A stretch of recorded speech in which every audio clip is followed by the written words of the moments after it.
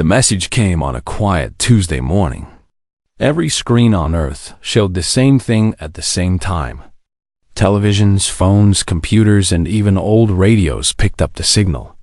It was not in any human language, but somehow everyone understood it perfectly. You have been noticed. You will be tested. Send 5 of your kind to the coordinates we provide. They will represent your species. If they pass, you will join us.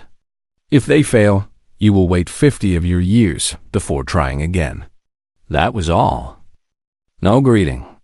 No explanation. No chance to ask questions. The message played once and then disappeared, leaving behind only a set of numbers that scientists quickly figured out were coordinates in deep space. The world went crazy for a few days. Some people celebrated. Some people panicked. Religious leaders said it was a sign from above. Military leaders said it was a threat. Politicians argued about what to do. But in the end, everyone agreed on one thing. They had to send someone. Commander Lisa Morgan got the call 3 days after the message arrived. She was eating breakfast in her small apartment when her phone rang. The voice on the other end belonged to Director Paul Bennett, head of the United Earth Space Authority. "We need you to lead the delegation," he said. "You leave in 48 hours." Lisa put down her coffee cup. She was 43 years old. She had spent 20 years in the Navy before joining the space program. She had seen combat. She had lost friends. She had faced death more times than she could count. But nothing had prepared her for this. "Why me?" she asked. "Because you stay calm when everything goes wrong," Bennett said. "And something tells me a lot of things are going to go wrong." Lisa laughed. It was not a happy laugh. "Who else is coming?" Bennett told her about the rest of the team. Dr. Kevin Walsh was a young man who studied alien languages, even though no one had ever found any aliens before now. He was nervous and talked too much, but he was brilliant. Dr. Megan Price was a psychologist who specialized in stress and trauma. She was calm and wise and had a way of making people feel safe. Sergeant Tony Rios was a soldier, big and strong, and covered in scars from battles he never talked about. He told jokes when things got scary, which was often. Dr. Samuel Grant was a physicist who thought about space and time and things that made most people's heads hurt. He was tall and thin and often forgot to eat because he was too busy thinking. 5 people. 5 ordinary humans chosen to represent everyone on Earth. Lisa thought it was either very brave or very stupid. Probably both. The team met for the first time at a secret military base in the desert. They had 2 days to prepare for something no one had ever done before. 2 days to learn to trust each other. 2 days to figure out how to speak for an entire planet. "So," Tony said during their first meeting, "anyone else feel like we are about to walk into a trap?" "Definitely a trap," Kevin agreed. "Every story about aliens testing humans ends badly. We either get eaten or turned into slaves or blown up." "Thank you for that cheerful thought," Megan said dryly. Samuel was staring at the wall, lost in his own mind. "The mathematics of their message were beautiful," he said suddenly. "Whoever sent it understands physics far beyond anything we have discovered. We are like children compared to them." "Children who might get eaten," Tony added. Lisa let them talk. She watched how they moved, how they reacted, how they handled fear. Kevin talked too much when he was scared. Tony made jokes. Megan stayed quiet and observed. Samuel retreated into his own head. These were coping mechanisms, ways of dealing with the unknown. Lisa needed to understand them if she was going to lead them. "Listen," she said finally, and everyone stopped talking. "We do not know what we are walking into. We do not know what this test is. We do not know if we can pass it. But I know one thing for certain. We are not going to let fear make our decisions for us. We are going to stay calm, stay smart, and stay together. Whatever happens, we face it as a team. The others nodded. It was not much of a speech, but it was enough. The ship arrived exactly when the aliens said it would. It appeared in the sky above the base, blocking out the sun. It was huge, bigger than anything humans had ever built, and it made no sound at all. One moment the sky was empty. The next moment the ship was there. A beam of light came down from the bottom of the ship. Lisa had seen enough movies to know what that meant. "I guess that is our ride," Tony said. They walked into the light together. Lisa went first because that was what leaders did. The light was warm and gentle, not scary at all. It lifted them up slowly, like floating in water. Lisa watched the ground fall away beneath her feet. She saw the base getting smaller. She saw the desert. She saw the curve of the earth. Then she was inside the ship. The inside was nothing like she expected. There were no aliens waiting to greet them. No machines or computers or anything she recognized. Just a long hallway made of something that looked like metal but felt like nothing at all. The walls glowed with soft blue light. "Welcome," a voice said. It came from everywhere at once. "You will be transported to the Chamber of Proving. The journey will take 6 of your hours. Rest if you can." "Chamber of Proving," Kevin muttered. "That sounds pleasant." They walked down the hallway until they found a room with 5 seats. The seats were shaped for human bodies, which meant someone had been watching them for a long time. Long enough to know what they looked like. Long enough to build furniture for them. Lisa sat down. The seat was comfortable. Too comfortable, like it was trying to make her relax when every part of her brain was screaming danger. "Get some sleep," she told the others. "We do not know when we will get another chance." No one slept. They sat in silence, watching the blue walls, thinking about what was waiting for them at the end of the journey. Thinking about the test that no one had ever explained. Thinking about the 50 years their planet would have to wait if they failed. Lisa closed her eyes, but she did not sleep. She was thinking about the message. About the aliens who sent it. About why they would create a test in the first place. What were they looking for? What did they want humanity to prove? She did not have answers. Not yet. But she had a feeling she would find out soon enough. The ship moved through space, carrying 5 humans towards something they could not imagine. Behind them, Earth grew smaller and smaller until it was just another dot of light among billions. They were on their own now. The rocky landscape faded like a dream upon waking. The strange stars blinked out one by one. The impossible tower shimmered and disappeared.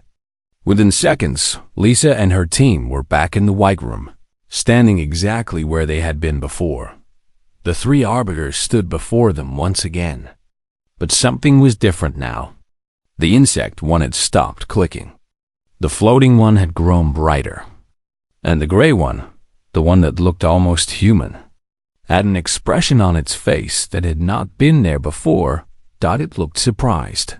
"You stopped," the gray arbiter said. "Yes," Lisa replied. "You did not try to reach the tower." "No, you laughed." Lisa smiled. "We did." The arbiters looked at each other. The insect one made a series of rapid clicks. The floating one pulsed with colors Lisa had never seen before. They were talking to each other in ways humans could not understand. Finally, the gray one spoke again. "In 2 million years of testing, no species has ever done what you just did." Kevin stepped forward, his nervousness replaced by curiosity. "What did other species do?" "They tried," the floating arbiter answered. "They always tried. They would study the terrain. They would plan their route. They would work together with perfect cooperation. Some species spent days analyzing every rock, every shadow, every change in the wind. They used technology, mathematics, psychology. They threw everything they had at the problem. And they failed, Megan said. They reached the tower, the gray one corrected. Some of them? The Vela species reached it after 300 years of attempts. The Coramox reached it in only 50. But reaching the tower was never the goal. Tony crossed his arms. Then what was the goal? The insect arbiter moved closer. Up close, Lisa could see that its shell was covered in tiny marks, like writing too small to read. Each mark was a different color, and they shifted and changed as the arbiter moved. The Galactic Concord was founded over 2 million years ago. It clicked. The founders knew something that most species forget. They knew that intelligence alone is not enough to survive in the universe. Logic alone is not enough. Technology alone is not enough. The universe is chaos, the floating one continued. It does not follow rules. It does not care about plans. It throws disasters at you without warning. It creates problems that have no solutions. Species that survive are not the ones who try hardest. They are the ones who know when to stop trying. Samuel made a sound like he had just solved a difficult puzzle. You were testing for adaptability. Not problem solving. Adaptability. More than that, the Gray Arbiter said. We were testing for perspective. The ability to step back from a situation and see it for what it really is. Every intelligent species develops certain patterns of thinking. They learn that problems have solutions. They learn that effort leads to success. They learn to take things seriously. But some situations do not have solutions, Lisa said. Some problems cannot be solved by trying harder. Correct. And when a species encounters such a situation, they usually fail. They keep trying the same approaches. They refuse to accept that the rules have changed. They take the problem more and more seriously until it breaks them. Tony laughed, a short, sharp sound. And humans? We looked at your impossible test and thought it was funny. The insect arbiter clicked in what might have been agreement. Your species is strange. You experience fear and humor at the same time. You feel sadness and hope together. You can believe something is serious and ridiculous at once. We have watched thousands of species, and none of them think the way you do. We are messy, Megan said.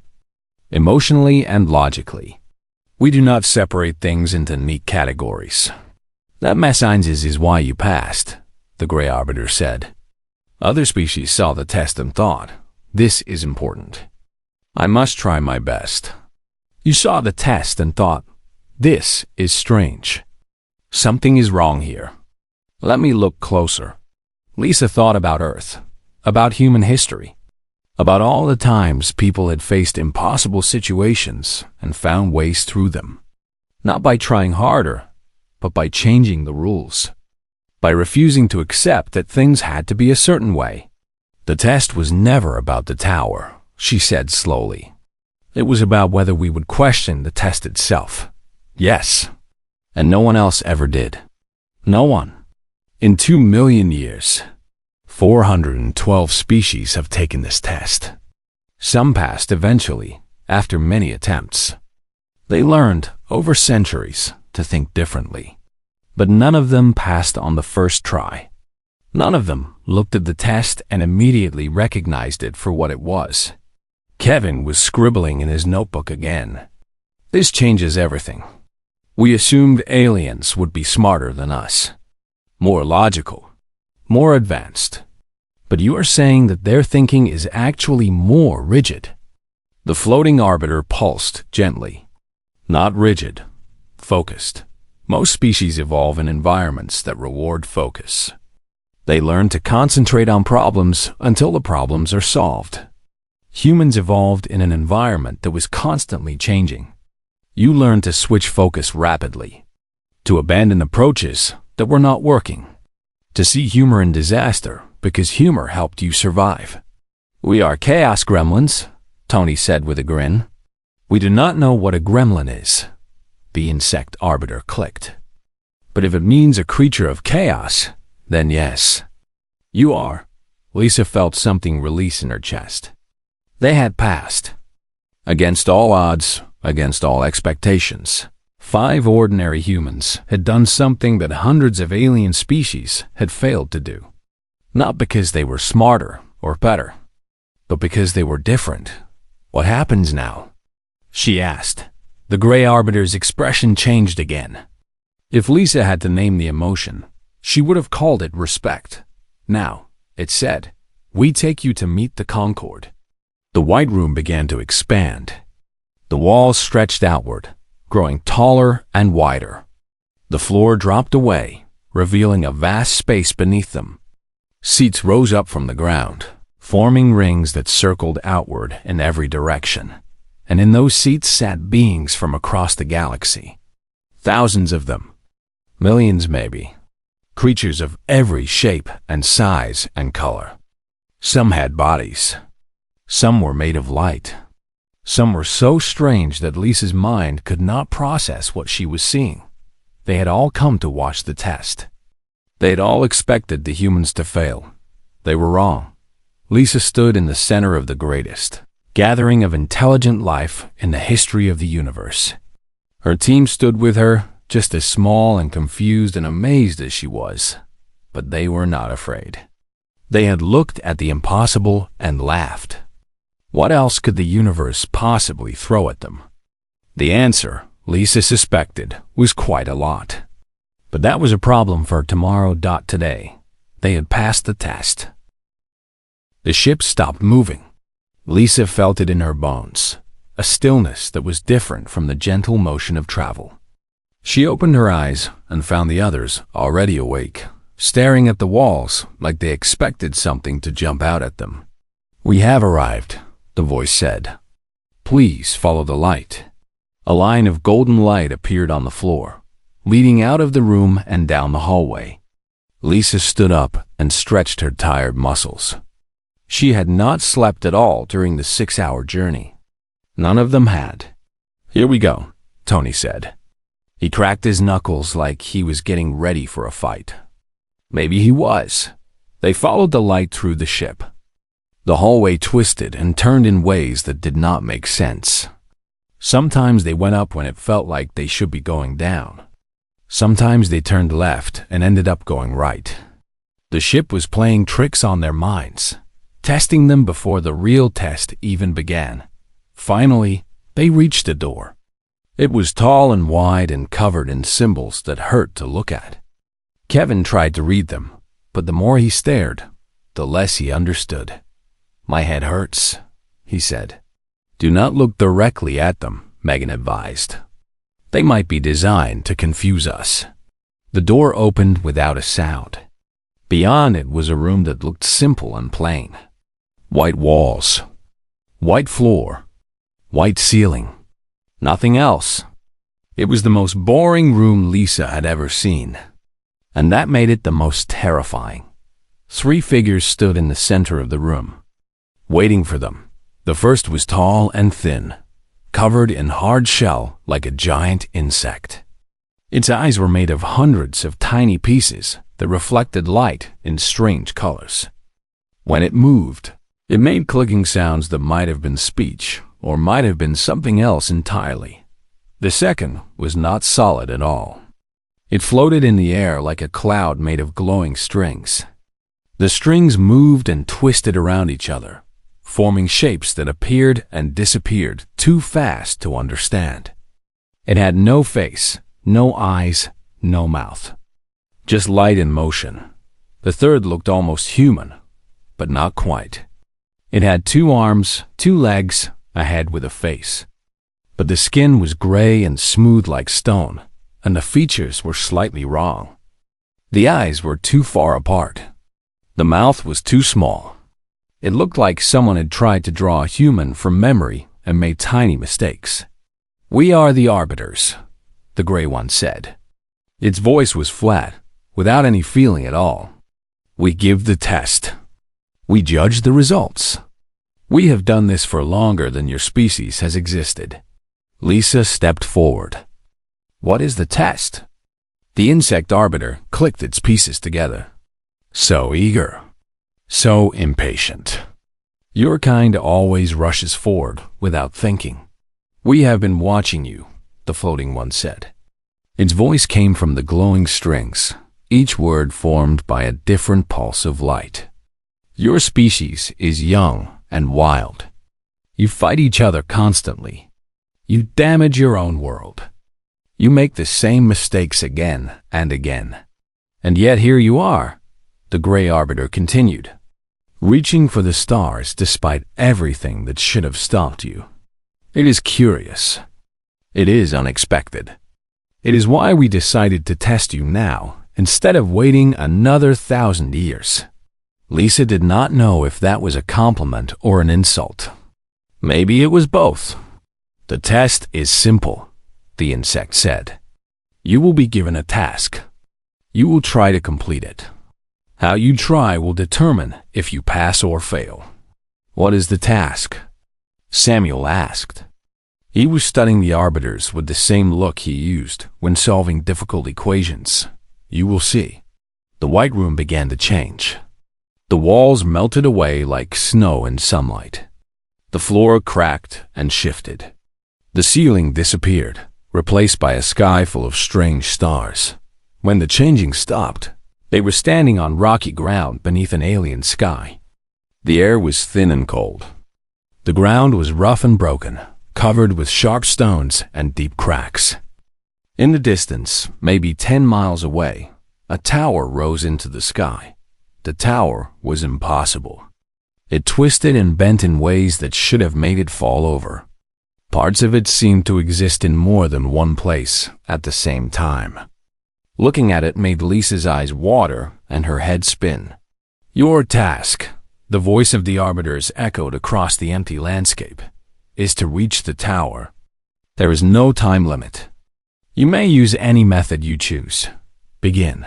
Then silence. The arbiters were gone. The ship was gone. There was nothing but rocks and sky and the impossible tower in the distance. Kevin sat down heavily on a stone. This is bad. This is very bad. Tony was scanning the terrain with practiced eyes. 10 miles of rough ground. No water. No food. No shelter. If there are predators out here, we are easy targets. The tower itself is the real problem, Samuel said quietly. Look at it. The geometry breaks every law of physics I know. It should not be able to stand. It should not be able to exist. Megan walked in a slow circle, examining their surroundings. No tools. No supplies. No instructions. They dropped us here with nothing and expected us to figure it out. Lisa stared at the tower. Something was bothering her. Something the Gray Arbiter had said before the room. Change. How you try will determine if you pass or fail, not whether you succeed. How you try. Wait, she said. The others looked at her. The arbiters said something strange. They said our species is young and wild. They said we rush forward without thinking. Then they gave us a task that rewards rushing forward. Kevin frowned. What do you mean? Think about it. Every species that has taken this test probably did exactly what we are about to do. They analyzed the problem. They made plans. They worked together perfectly. They used all their intelligence and technology to reach that tower. And they failed, Megan said slowly.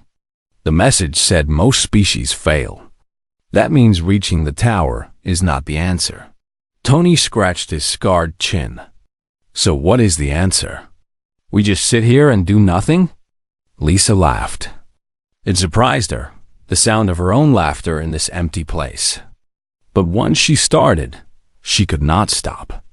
The whole situation was so ridiculous. They had traveled across space to take a test that made no sense, given by aliens who spoke in riddles, in a place where physics did not work properly. I think, she said between laughs, that the test is not about the tower at all. I think the test is about how we react to an impossible situation. Samuel's eyes went wide. The arbiters said they have been watching us. They know humans do not think like other species. We do not follow rules the same way. We question everything. We make jokes when we should be scared. We laugh at things that should make us cry, Megan added. Lisa nodded. Every other species probably took this test seriously. They treated it like a problem to solve. But what if the whole point is that it cannot be solved? What if the test is designed to see if a species can recognize when they are being tricked? The impossible tower gleamed in the distance. The alien stars burned overhead. And 5 humans stood on the broken ground, finally understanding what no one else had understood before. The test was a joke. And jokes were meant to be laughed at. Lisa turned away from the tower. We are not playing this game, she announced loudly, as if the arbiters could hear her. Your test is ridiculous, and we refuse to take it seriously. For a long moment, nothing happened. Then the world began to change again. The silence in the great chamber was heavier than anything Lisa had ever felt. Millions of eyes, sensors, and other things she could not name were fixed on her and her team.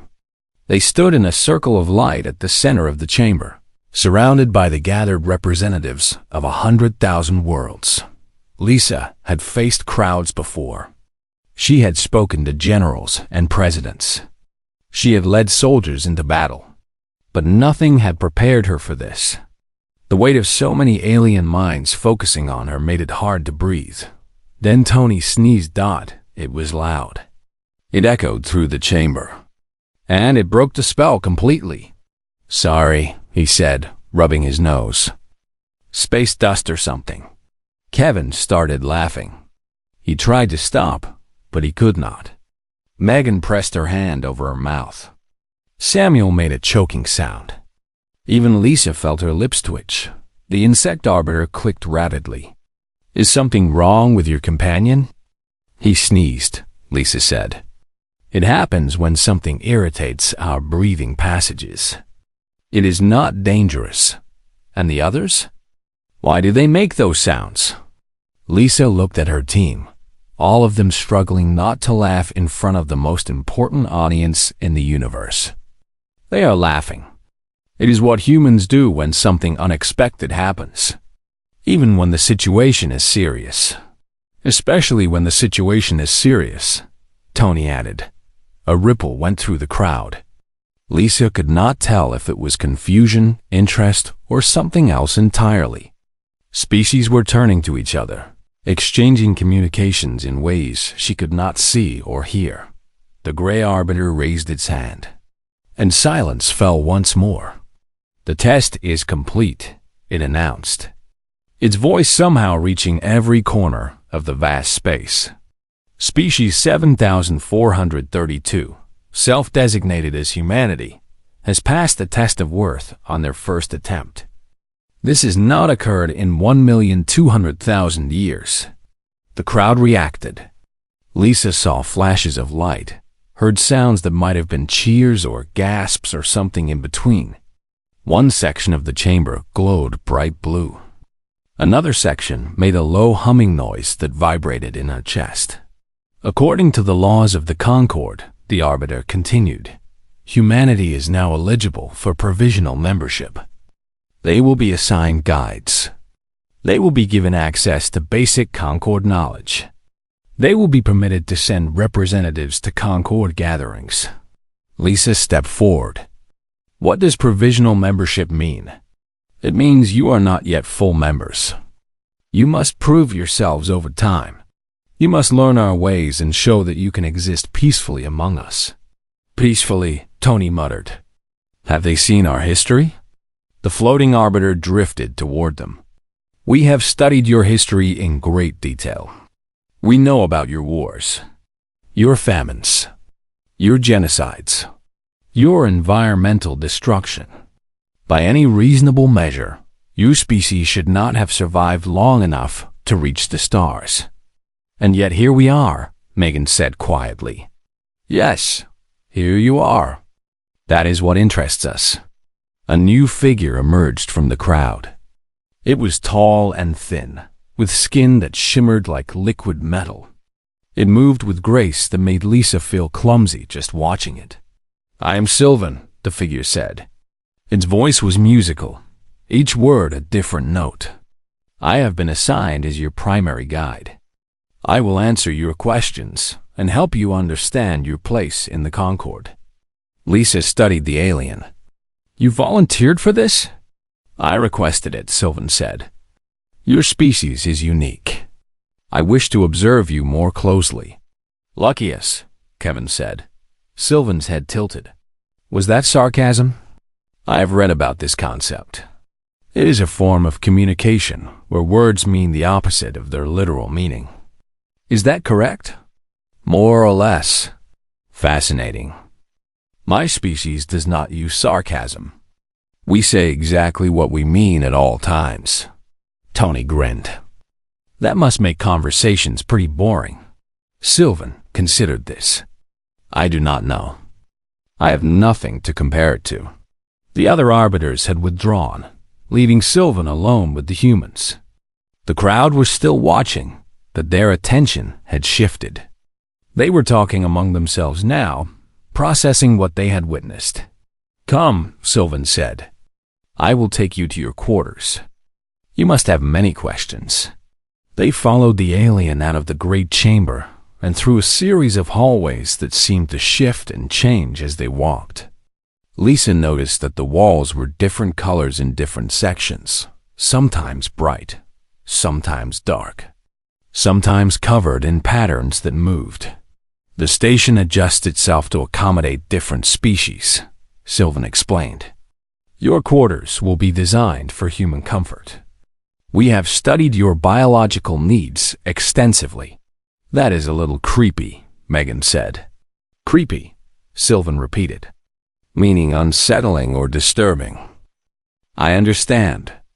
Many species find our observation methods uncomfortable. But we mean no harm. We simply wish to understand." They reached a door that looked almost normal, almost like something from Earth. Sylvan touched a panel beside it, and the door slid open to reveal a suite of rooms that could have been a nice hotel back home. Beds with soft mattresses, chairs designed for human bodies, windows that showed a view of stars. "How is this possible?" Samuel asked. "We only just arrived. The station created these rooms when your test began. It took approximately 6 minutes." Kevin's jaw dropped. "You can build entire rooms in 6 minutes?" "The station can. We have had millions of years to develop our construction technology." Lisa walked to the window and looked out. The stars were different here. She could see nebulas of purple and gold, clusters of light that might have been distant galaxies, shapes and colors that had no names in any human language. "What now?" she asked. Sylvan stood in the doorway, its metallic skin rippling slightly. "Now you rest. Tomorrow your education begins.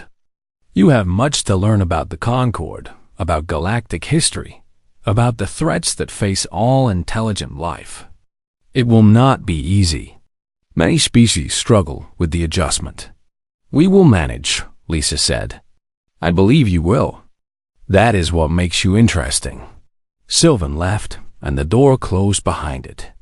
The 5 humans stood in their alien quarters, surrounded by comforts that had been built in minutes by technology beyond their understanding.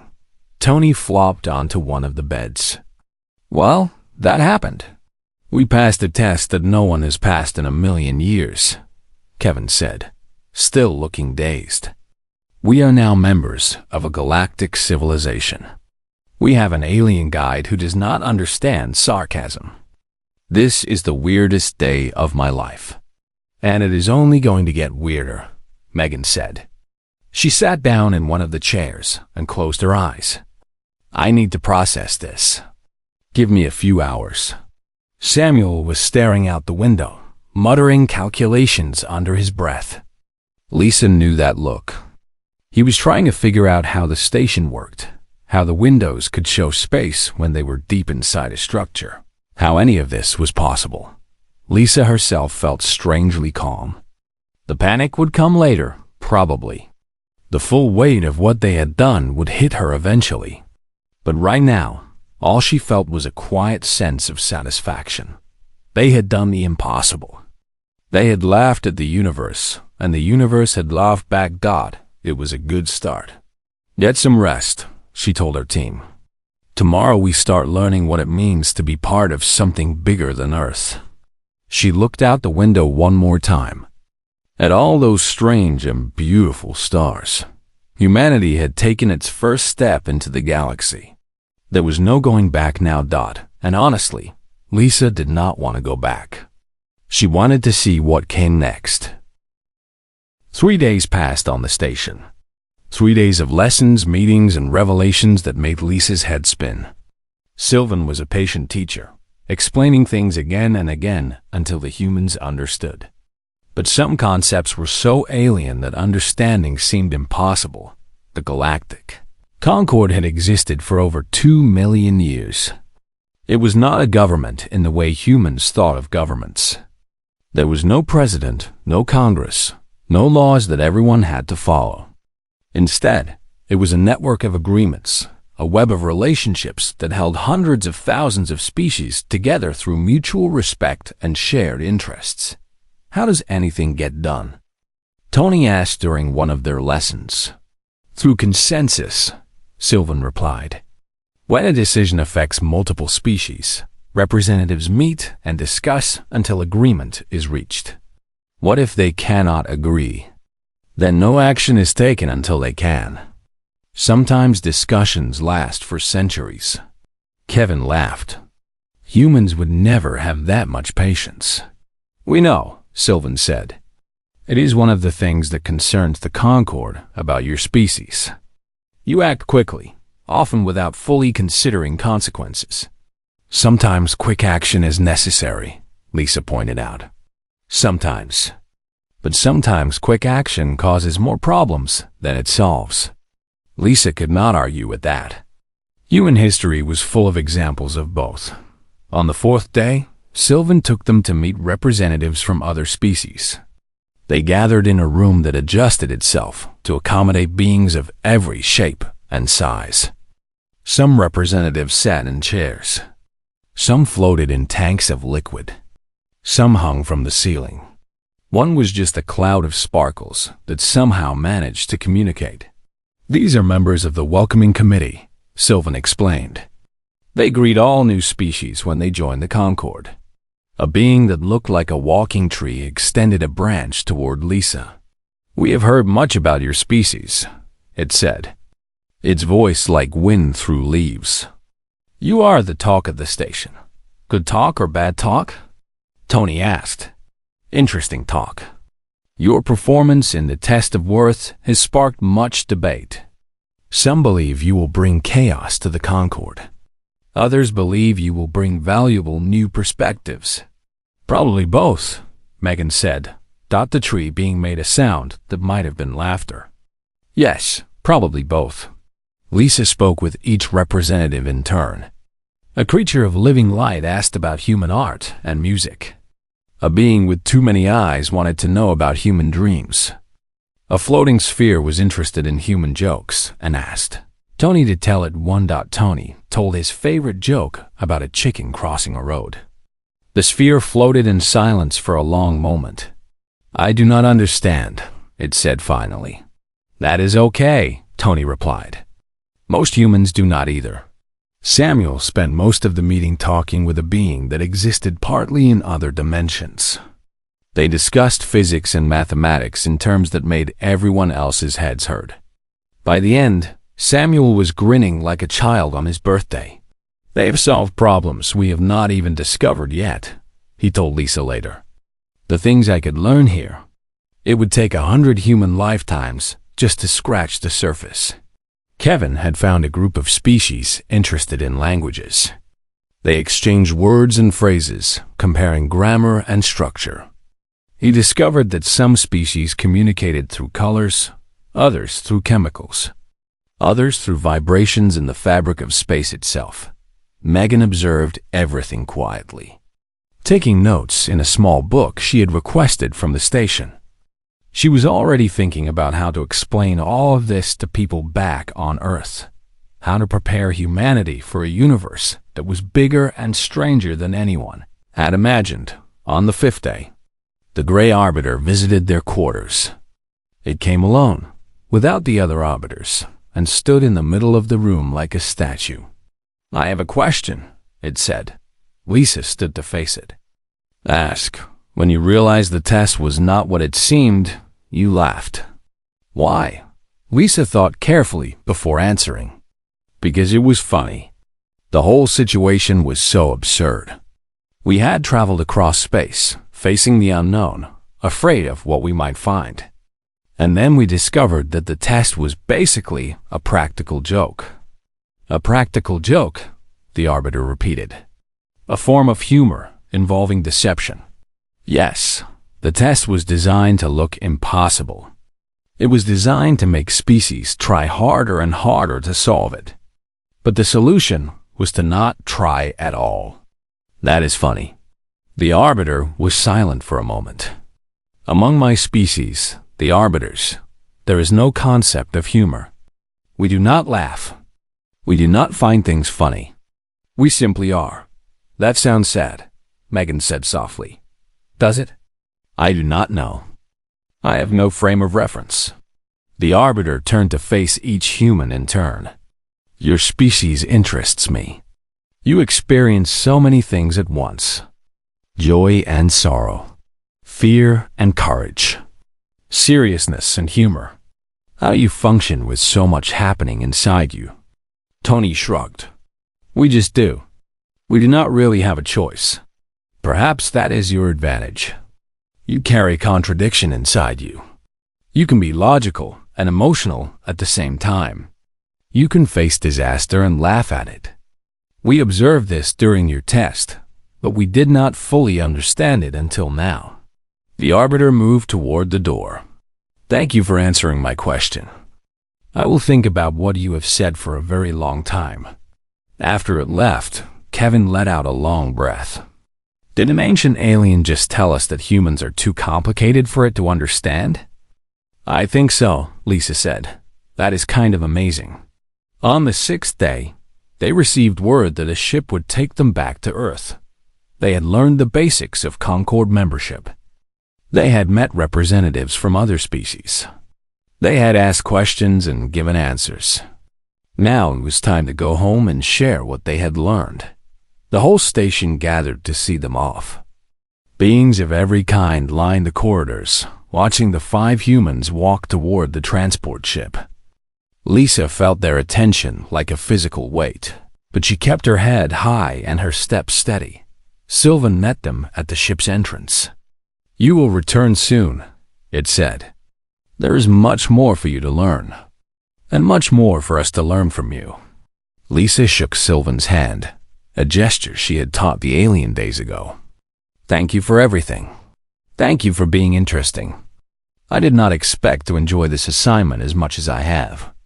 They boarded the ship. The same featureless corridor, the same soft blue light, but everything felt different now. They were not strangers anymore.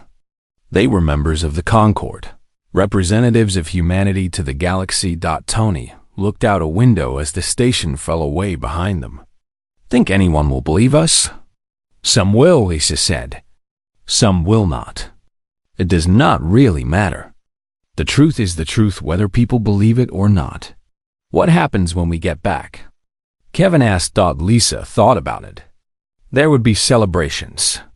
There would be questions. There would be fear and hope and everything in between. The world would change forever. Nothing would ever be the same. "We tell them what happened," she said. "We tell them that we passed the test because we did something no other species ever did. We refused to take it seriously. We laughed at the impossible. And then?" Megan asked. Lisa smiled. "Then we get ready for whatever comes next. Because if I learned anything from this experience, it is that humans are good at adapting. We face the unknown and make jokes about it. We stare at disaster and find reasons to hope. That is what we do. That is who we are. The ship entered the space between spaces, carrying them home. Behind them, the Concorde watched and waited and wondered what humanity would do next. They were chaos wrapped in curiosity, fear mixed with laughter, hope dancing with despair. They were contradictions given form, impossibilities made real. They were human. And the universe would never be the same.